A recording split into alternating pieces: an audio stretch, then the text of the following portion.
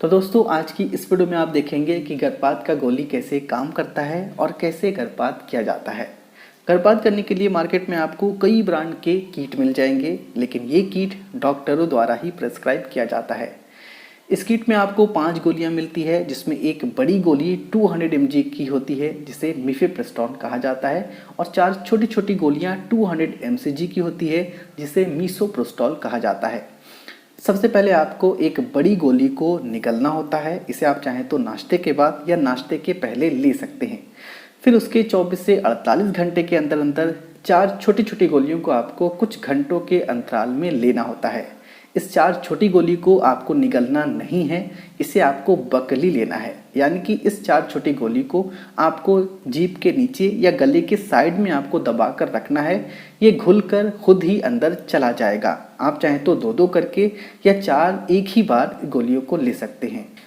Mifepristone एक anti progesterone के जैसा काम करता है, यानी कि ये प्रोजेस्टेरोन को रोकने में या ब्लॉक करने में मदद करता है। ये वही प्रोजेस्टेरोन हार्मोन है जो प्रेग्नेंट होते ही महिला के शरीर में बढ़ना शुरू हो जाता है, और इसी प्रोजेस्टेरोन हार्मोन के कारण गर्भाशय में बच्चे का विकास हो पाता है। तो जब आप बड़ी गोली लेते हैं तो ये मिफेप्रिस्टोन गोली आपके शरीर में प्रोजेस्टेरोन हार्मोन को कम कर देता है, जिससे गर्भाशय की दीवार कमज़ोर हो जाती है, पतली हो जाती है, और एम्ब्रायो गर्भाशय की दीवार से टूटकर अलग हो जाता है।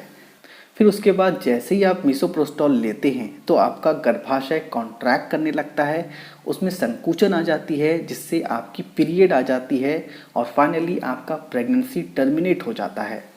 इस बात का ध्यान रखें कि इस किट को यूज़ करने के बाद आपको कुछ साइड इफ़ेक्ट भी हो सकता है।